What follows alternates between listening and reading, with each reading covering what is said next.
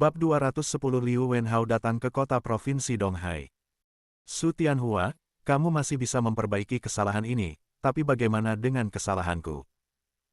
Chen Xinghe akhirnya memilih untuk menghentikan kegilaan dan membangunkan Su Tianhua dari kehancuran diri. Setelah mandi dan berganti pakaian, mereka duduk di perpustakaan dan menghela nafas. Karena kelalaian saya, pejabat Qingzu telah menjadi begitu korup sehingga tidak bisa dilihat lagi pejabat mana yang masih benar-benar tulus mengabdi bagi negara dan rakyat. Jika saya benar-benar ingin menghilangkan sepenuhnya, saya khawatir seluruh Qingzu akan kacau balau. Jika saya tidak membersihkan, bagaimana saya bisa pantas berjumpa dengan kaisar? Bagaimana saya bisa pantas bagi rakyat Qingzu? Aku yang paling sulit, bukan dirimu. Apa yang membuat begitu sulit tentang masalah ini? Su Tianhua berkata dengan meremehkan. Pergilah ke desa Siping dan semua masalah akan teratasi. Pergi ke desa Siping. Chen Xinghe bertanya dengan penasaran.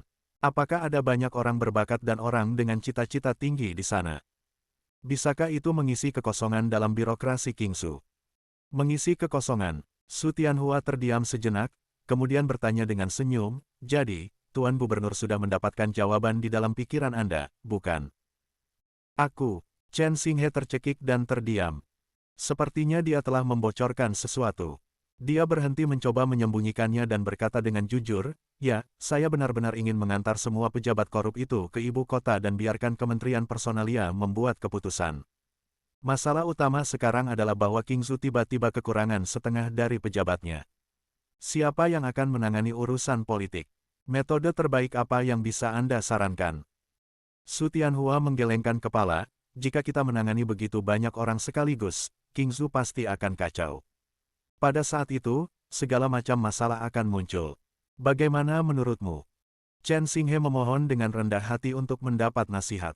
Aku hanya seorang pejabat kelas 7 yang bertugas mencicipi anggur, dan aku tidak tahu bagaimana mengurus masalah tersebut. Tapi Tuan Zhao pasti bisa melakukannya, kata Su Tianhua. Dia punya banyak ide, jadi saya menyarankan Tuan Gubernur untuk pergi ke desa Siping dan meminta saran dari Tuan Zhao. Apa yang akan terjadi pada Qingzu jika saya pergi? Chen Xinghe mendesah, Qingzu tidak bisa hidup tanpaku. Kamu terlalu berpikir berlebihan, ujar Su Tianhua tanpa hormat. Bahkan jika kamu mati, orang-orang Qingzu akan tetap hidup seperti biasanya.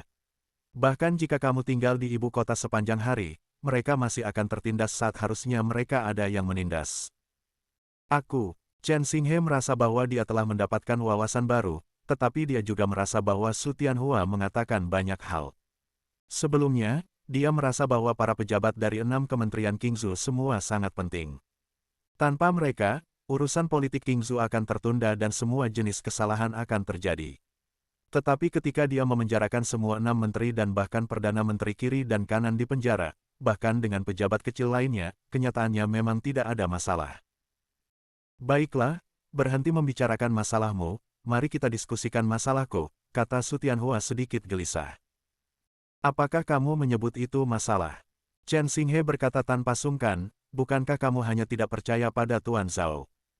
Sekarang bahwa itu sudah terkonfirmasi, apakah tidak cukup untuk meminta maaf dan berjanji untuk percaya pada kata-kata Tuan Zhao di masa depan?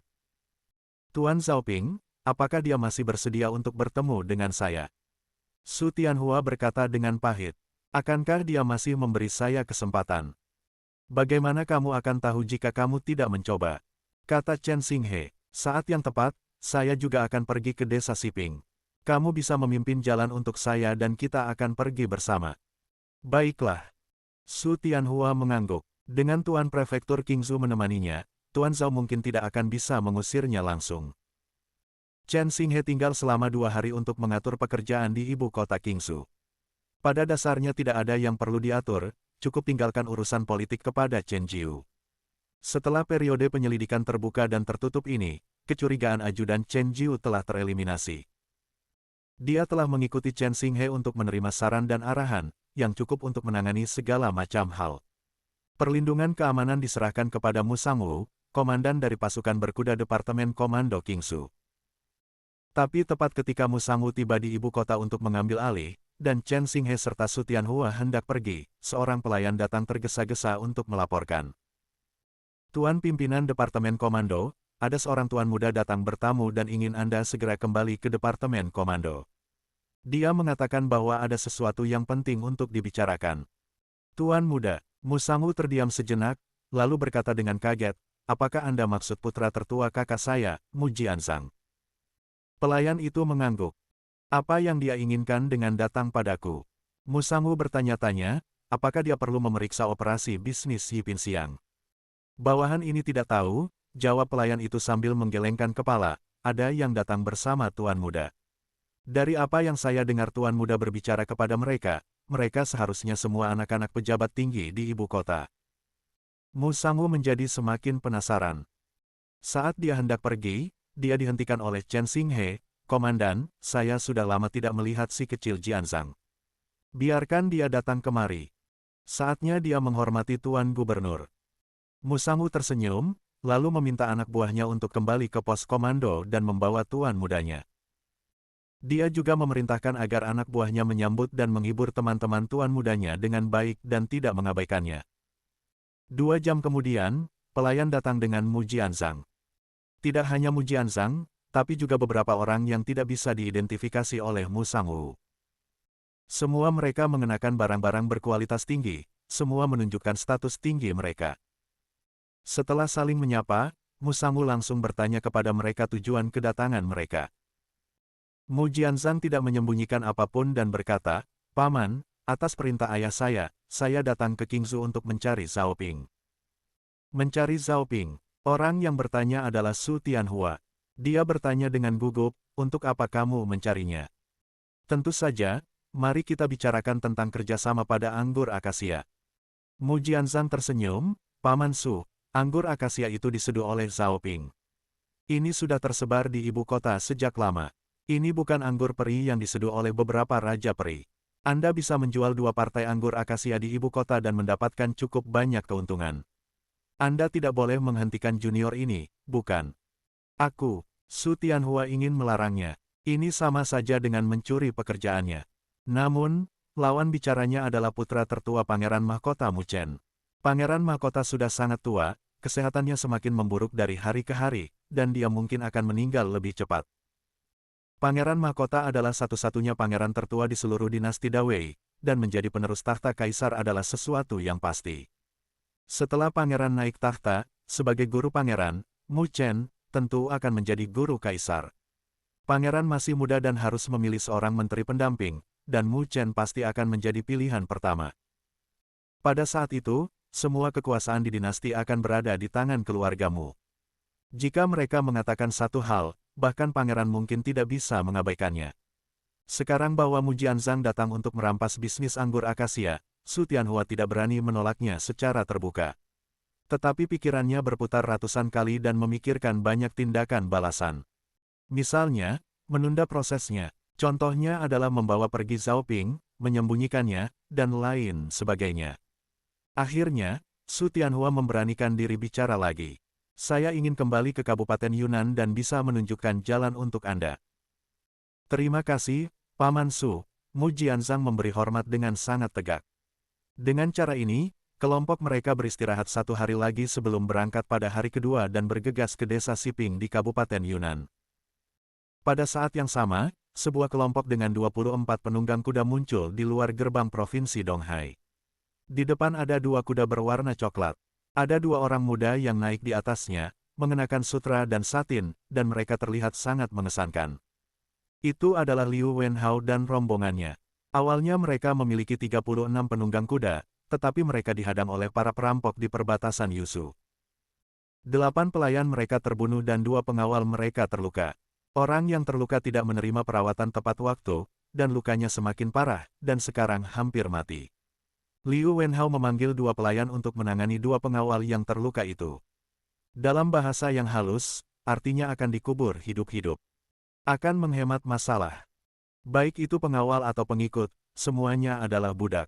Jika sang tuan membiarkan mereka hidup, maka mereka akan hidup. Biarkan mereka mati, dan mereka hanya akan mati.